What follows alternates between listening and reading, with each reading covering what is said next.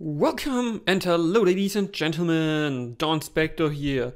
Today with an keyboard review, and I have for you the no longer crowdfunding available Epomaker, not sure how to pronounce that, AK84S. And yeah, this bad boy is a keyboard which comes with at least partly aluminum frame, clocks in at I think $110 or something like that. And yeah, it has been, I have crowdfunded it in November or so when it was, on Kickstarter. And so I will not be reviewing this as a crowdfunding project because right now or after that, of course, you need to buy it normally. So I will only be reviewing what you will be actually getting when you buy this product. And small spoiler, these caps here are not part of what you will be getting. You can't even select them. But I will be talking more about that later on. We'll be reviewing this board, and as usual with my reviews, I'll be starting with a quick packaging and accessories. So let me remove the board, get the packaging in the picture. Yes, that's it. It's pretty thin cardboard. It has this shiny Skyloom on top. There isn't really much more about the packaging here. So when we open that up, we would get the keyboard, of course, in here. Cable and the accessories. The accessories that here would be beneath there. You get a quick start guide here with some advertisement here, but they say something about the software. More about that later on, I think, when we talk about the software here. Yeah, so that's what you'll be getting. So it's like pretty basic.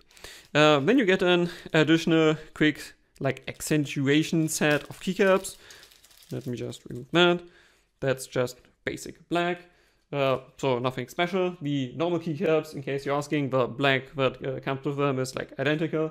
And the theme is black, white, and green for the board I have, just for reference. And you get this nice cute panda spacebar, but more about that when we talk about keycaps.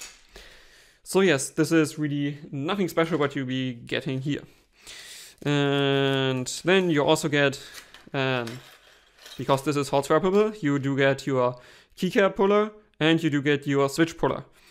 And yeah, you also do get an assortment of additional switches. Here we have blue, so clicky, not sure if you can hear it. And you have a few more browns in the mix. And yeah, I did choose browns because I do like the feeling of browns. So you do get a few more. Actually, I think we should have included more, but more about that later on when we talk about the actual build quality of the keyboard. So yes, then let me just quickly show you the cable, just for reference here. That is of course also included. It's I think 1.5 meters or so long, and it does do the job sufficiently. Which I think can already summon up the cable chapter here. So I do like this cable. It's relatively thick. So just so you can see here, it's thick braided. Braiding feels well done. It's not too sturdy and does get reasonable smooth. As you can see, it's not mega smooth, but once you at least stretch it a bit, it's totally workable. And I've had far worse cable with expensive keyboards. More expensive keyboards, yes. Plug here is aluminum round. You can still see I do still have the protective casing on the outside here, or the plastic foil, because I'm not going to keep this board here. Same goes for here. So yeah, generally I think the cable is well done for the price, and I have no complaints with the cable. So then let's come to the keyboard itself.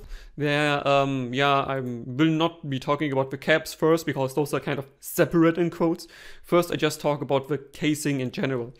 And this feels well made. If you pick it up, it's heavy, it feels sturdy. When you try to warp it, it does not warp at all. And it does definitely feel like a nice board to have in your hand. It has some good weight to it. I haven't weighted it, but maybe I just throw on the grams later on in the video. Let's see. So yes, you do get a front aluminum plate, which you can see really is just the front.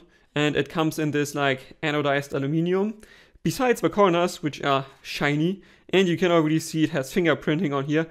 That's what I don't like. I don't like these accents about the shiny accents here. You can also see they scratch easily. So no, I'm not a fan of this shiny stuff. But generally the aluminum plate here feels well made. It's not too thin. It does give the board an pretty nice sturdiness, and the corners around here on the edge are not too sharp. But when we talk about the edge, I think the tolerances here around the keyboard are not great. So they are not really evenly distributed. In my review, or my written review here, I will be talking more about like how the distribution is, but just keep in mind like this is $110, so it like I don't expect the distribution of gaps to be distributed very smoothly. So you actually, I want to say, you get what you pay for with this board. Then to the top here you have a USB-C plug. You can see it is like recessed, but it has a good amount of space around, so you will be able to fit your favorite USB-C cable, whatever you want. You will be able to fit everything in there. So yeah, then I think we can look at the bottom. Here you do get feet, as is pretty normal. Unfolding these feet, unfortunately, is pretty difficult. They are pretty tight in there. So that's the normal one, or like the normal height. And you do have an additional like rubber feet here. It's not as thick as the normal rubber feet. As you can see, like these are nicely put on rubber feet. They are thick. As you can see, they are like 1.5 millimeters or so thick. Then they also feel like well glued on, and they do generally do the job. Yeah, these are just a far bit thinner. Oh my god, you can hear it clanking. That's pretty loud. And you do also get a second pair of feet, which is a bit smaller and actually has a better rubberization than the normal feet. Yeah, I think that's pretty much it about the board. Yes, there isn't much more to say. Like, you don't get screws on the back, so they're all on the front side here. And yeah, this like one piece design for the back cover, I actually do like. It does feel, I want to say, probably better than other keyboards at this price point. Yeah, it's just like all aluminum you can get. Like how much does the Keycon Q1, how much do we charge? Like 160. So if you pay like 50% more than this one, you can get full aluminum, or like mostly full aluminum there. So I'm not sure if that is still worth it to go for like half aluminum, half plastic. At least for the normal version, because it's of course sold with full aluminum and full acrylic. Can not tell you about like those because I do not have the full aluminum or the like acrylic body, so I can only tell about what I have. And this is like plastic like casing and a metal frame or metal top plate around. So yeah, I think for the price, definitely it's appropriate. It's okay totally. I didn't have any problems with it. I would say it's decent, but I don't think this is an like price bracket breaker or something that you would go out and say it's overly well built. So yes, then I would say next chapter, let's take a look at the keycaps. So you go. These are of course the silicone keycaps, which you now I can already spoil you. You cannot configure this board with silicone keycaps, and that's from my point of view a big point of critique, because this is not really a unique keyboard from how it is on the market. It's a wireless keyboard, or like a keyboard that supports Bluetooth, right? It has USB-C and it has some aluminum on it. So it's not really that special. And if I would have been able to configure it with the silicone keycaps here, it could be a unique product on the market. But how it stands at the moment, I don't think it's actually that unique. Or yeah, quick spoiler for the verdict maybe already. It's not unique enough for me to be really recommended. So yes, then let's take a look at the keycaps. These are PBT keycaps, not double shot, they are dye supplemented, and from their general thickness level, as you can see here, those are pretty thick PBT keycaps. They do feel, just the cap itself, they feel like sturdy and well made. They are, like corners are not overly sharp, and you can still see some machining marks here, for instance, there. Let's see if the camera can pick that up correctly. There's some machining going on here, but it's not too bad for the price point. So the general PBT material I do like. But then we have the legends. And this keycap I have randomly chosen now is not a problem in terms of legend. You can see the legend is like printed relatively precise on there. It does fade out a tiny bit. It's not the sharpest printing I have seen even at this price point, but it's totally fine for dye supplemented like 100-ish keyboards. And yeah, it has this like PBT texture. It's probably not well visible in the camera here, but it's definitely PBT, like slightly textured. However, let me see if I have a keycap here that actually shows the problem of these of the printing generally here. Because the main problem with this printing is, first, it is not really not universally like evenly printed over all keycaps. So some of them I got directly from the factory. The color of them, or like the printing on them, is not really mega precise, or not mega like printed through, and you can already start to see the PBT plastic through the printing itself. And that is not only for like 1 or 2, it's for a few. It's like 84 keys here, or like 75%, and I would say at least like 5 or 6 keycaps do have this problem. Okay, here I am back. I do find the E keycap, and you can already see this is how the E keycap looks after just, I want to say, like regular usage, maybe 1.5 months or so. It already looked a bit like the Z keycap I have here, where you can already see also some like signs of wearage, even for a barely pressed Z. But still, like this is how it arrived directly out of the factory here. You can definitely see there's some fringing, or like the printing is just not mega well done. And that happens for a few other keycaps. C is affected, D is affected, K is affected, and a few others. But E actually is the one I'm typing relatively often, because German language has a lot of E's. And yeah, so you can see the printing actually is wearing off pretty, don't want to say badly, but not well for just a few months of usage. And that is a trend I can see for other keys I mostly also type. And I suppose this is probably the biggest weakness of these keycaps, but the printing is just not really durable. It is, as I said, like reasonably well executed in terms of like precision, or in terms of like how nice the printing quality is, especially the spacebar. Let's take a look at this panda. So, of course, stylistically, why do we get a cartoon panda and then kind of realistic bamboo? Doesn't make sense to me, but still, the printing here is relatively like well executed. Just look at the the missing fringing here. That looks like well printed on the keycap. And the panda itself, it does look pretty well owned. Here you can actually see the texturing of the PBT plastic. So I think the spacebar is probably best looking part of this of the keycap set it comes with. And I will be throwing on probably later on and a quick picture, so you can at least see the board with the original keycaps on. Because as I said, these are the silicone keycaps, and for my opinion, to like finish the keycap chapter here, the silicone keycaps are also far from being perfect, but they're at least unique. They would make this board actually like worth and purchase for normal users, not for like backers, because you can't back it anymore. Because these keycaps are really not that good, even at its price point, not because of the material, but because of the printing. Printing just really is not great. It's going to probably wear off in like a year of usage. You will have most of your keycaps not blank, but you will not be able to tell what they're supposed to say originally. So I think that sums about up the keycap chapter here, and I will be now going to switches and typing. So I think I first start off with typing sound, and I just put on a short video that is recorded with the normal switch, like with the brown switches that are actually produced from this company itself. But I will be talking about the switches in the next chapter. So I just give you a sound demo of the brown switches I choose, combined with the normal keycaps. Really important, the normal keycaps. Throwing on the silicone keycaps is making the board quite a bit more pleasant to type on in my experience. And not only because it like feels like uniquely to a finger, but also because this gets much quieter with the silicone keycaps. With the PBT keycaps, it's just too loud for me.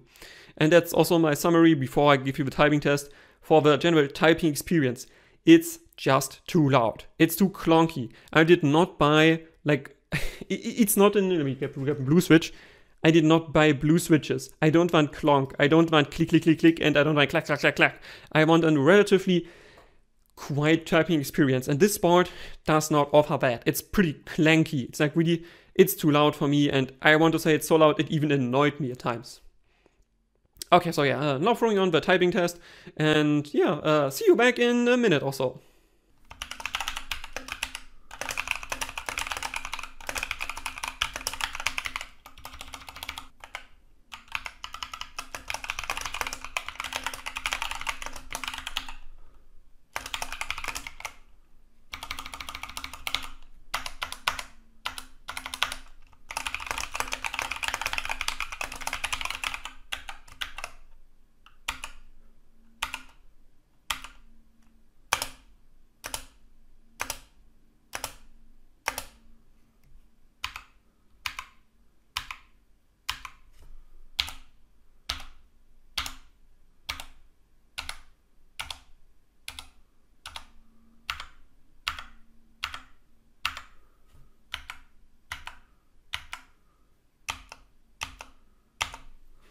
Okay, so after we talked about the typing sound, and yeah, from me saying it's too loud, let's talk about the switches. So let me just remove one keycap here, if I'm able to do so. Zip. Yes, and I will not be activating RGB, but talking about RGB separately. So this is their own proprietary brown switch, which is rated for I think 80 million clicks. And when it comes to browns, this definitely has more tactile feedback than, for example, on my Digma Race here. I have mixed browns on the left. Those definitely has less tactility than the Epomaker here. But compared to the silent browns I have on the other half here, it's still less tactile. So it's like in the middle, it's more tactile than normal browns, but not as tactile as probably some other tactile switches, like whatever we drop the Panda switches or some of those. These are definitely less tactile, but on the scale from non-tactility to tactility, they are in the middle, I want to say. And as you can see on the casing here, wait, I don't have the blue switch, give me a brown switch. Whoop, brown switch in the pictures. Yeah, they actually do come with like a brown reddish casing that is shine through, and they also have a cutout for an RGB LED north facing. So if you have a north facing board, that definitely is a pretty, I want to say, like neat feature about the caps, like the switches here actually are kind of see-through, and you even get a cutout for the LED. The main problem with this board, when we talk about RGB later on, is just the execution of the keycaps, or like the overall execution with RGB. But that's next chapter. First, yeah, finish off the switches. So as I said, tactility somewhere in the middle. They, I think, are pre-looped. I'm not entirely sure, because if I look, for example, at this keycap here, I'm not sure whether it's visible in the camera, but it's definitely looped here. Like you can see residues of loop going on. So I think they are looped, but I can't really tell you. They don't feel much smoother than normal browns or than my silent browns. They're not much smoother than that. So yeah, I can't tell you that, but it could be pre-looped, just because I see the keycap at the bottom and it does have some loop residues there. So yeah, generally, I think these keycap, the switches, the switches are totally fine. I did not have too much problems with them, but, and I have to mention this, the S key, the T key, and the spacebar all suffer from a double trigger behavior, which is probably due to the switches being partly defective. And yes, I can reproduce this if I hit the S key, S, or just once, S. It is going to trigger like 2 S's if I just type it really quickly once. And that happens regularly. Same as said with the T key and the spacebar. So if you do get like 2 brown switches, I would have liked to see more, because even if you rate your keyboard for, what was it, 80 million clicks, if it gets to me and after just a few months I do have 3 defective switches, doesn't look good. And I'm not sure if this is just me being unlucky, but I can only say if it's like 1 switch, okay, but it's like 3 switches having this problem, I assume either their quality control is not that great, or the switches themselves are not great, which of course would be worse. But doesn't matter, I can not recommend these switches in terms of durability, because yeah, I have 3 broken switches on 1 board directly out of the box. Ain't looking good for the switches here. Okay, so I think that, yeah, should be enough about the switches. If you like yourself like more tactility, they are not too great. If you like yourself more like brownish, barely tactile, could be something for you, because they're somewhere in the middle. But I cannot tell you, like, I do prefer the more tactility, you got to be honest, of the silent browns here, but still it's very personal at this point. Okay, then let me quickly talk about the layout. The AK84S is unfortunately only sold as ANSI layout. If you're like me, maybe from other countries that do not usually write on ANSI, that's pretty unfortunate, because I think at least if I would have added the silicone keycaps, it could be a pretty neat board to have. And having this with ISO, DE, or wherever you're coming from, or with your own layout, could be pretty cool. But it just isn't offered. So you have to make use of the ANSI layout here, or customize it for you. But then still, I do miss the big enter here, would like that. And I also want the pipe operator here, because yeah, I'm programming and I do need the pipe operator from time to time. And the smaller and bigger than operator as well. So I would have liked to see at least give us a layout that is more ISO based, so it's better personalizable for other folks from not the US. But other than that, I think this layout is pretty bug standard, like 75%. I do not have any problems with it, and it does work for the job. So yeah, that's just my 5 cents, 10 cents, what do we say, on the layout. Okay, then last chapter, let's talk about the general usage. And here I got to say, so first, wireless. It does come with Bluetooth 5.1, and it states it lasts until, no, wait, let me quote here. It lasts 20 to 80 hours with RGB. Yes, you heard right, it's 20 to 80 hours. So that's a humongous time span. Like literally, it's like 4 times as much. It's pretty brutal what they tell you here. And from my experience, putting this on Bluetooth, yeah, you do get a pretty decent battery life. I think I had like a bit above like half of brightness, and I managed like 25-ish hours, something like that, before it went out on me. So yeah, like if you turn RGB off, of course, it will last quite a lot longer.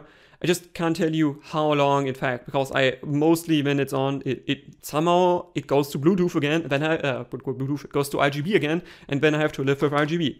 So unfortunately, I cannot tell you like how long it lasts with that. However, it does have a 40,000 milliampere battery, which is pretty, I want to say, respectable at this price.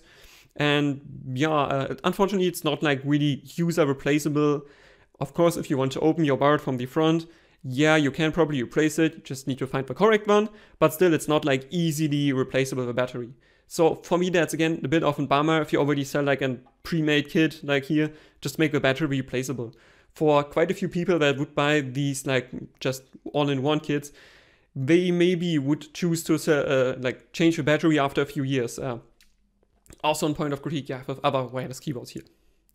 And then let's talk about RGB. So let me try to activate the board and see if you can see it. Yeah, it's already on. I can barely see it at the bottom. Like it's almost not visible. So the main problem I have with the RGB, yeah, you can see it slightly blinking at the back, is it is not that it's not bright enough. It's just that the keycaps are not shine through. And that, of course, also is true for the normal caps.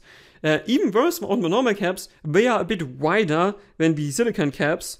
So they block even more light. And with the normal PBT keycaps, you barely see the back plate behind it. And that means also you barely get any RGB lighting coming out of it. And yes, I do not like RGB lighting. I do not need RGB. But for everyone who does, I think this is not a good choice. Just because the caps it comes with, and also the silicone caps here, they just do not let any light through. And yeah, silicone keycaps, they are a bit smaller, so you get a bit more RGB around it. But still, RGB lighting here is not good. And yes, with the software, you can personalize your RGB. You can make personalized profiles, like really individualize every key, whatever you want. But still, then, like, you need shine-through keycaps to make it work properly, which this one does not have. If you remove the caps and then press random keys, I think it's reasonably bright. It's not mega bright, but it still does the job totally sufficiently. Like, I didn't have any problem with the general, I want to say, lighting quality.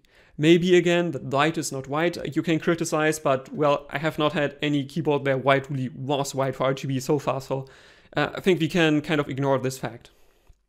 And yeah, then last chapter, or last thing of this chapter would be then software, and this is the problem of this keyboard. There's barely any documentation, meaning first you need to find the correct software, which is not documented on the page or like on the store page, which I might be throwing on just a picture for you here. Like, it's not documented what software you need. It's not documented on the crowdfunding page. And in the manual, I think they at least mentioned some software. Let me just look it up. Yep. Of course, the non-Chinese version, because I don't speak Chinese. So,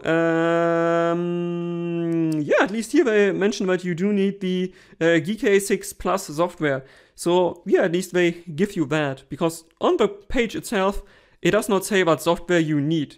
So you will just be looking for what software do I need, and yeah, they don't specify. So, but if you found it, like if you just do a tiny bit of research there, like for example a manual here, you see what software you need here, and then you just download it, and yeah, I just throw you on maybe a bit of the software now, like it does get the job done. It's not mega intuitive in usage. You do need to get like work with it. You need to understand how it works in order to make it, yeah, personalize what you want. But if you just experiment a bit, you can make your own layouts, you can make your own RGB lighting, you can make macros for specific games. All not really intuitive, but it's working without any problems. So I don't have any like big problems with the software here. It's just not documented well and not really intuitive to use. But they provide software, so at least that is nice. And that brings me to my verdict. Would I recommend the AK84S? I already spoiled it for you. No, I would not. My main problem with the board is not the general build quality, which is good. It is not the functionality, which is as expected. It is just, it's not unique enough. It's just a reasonably well executed board above 100 euros or dollars. And it does not come with like standout features. It does have RGB, which most other boards also have. It does have some aluminium, which again, also most boards at this price point nowadays have. It does have some plastic, again, same story. And Bluetooth 5.1, okay, also with some other boards available. I think I could recommend it if they would decide that you can configure your board on the web page with the silicone keycaps. Because these actually, they feel special. They make your keyboard quite a bit quieter, and if you do like this color scheme, I think they also, like, it looks unique enough to be something that people would recognize or that you would be happy to own in your collection. But as it stands now with these, the color scheme is not terrible, but it's also not great, and just for the Panda spacebar, getting a whole keyboard, I think is not worth it.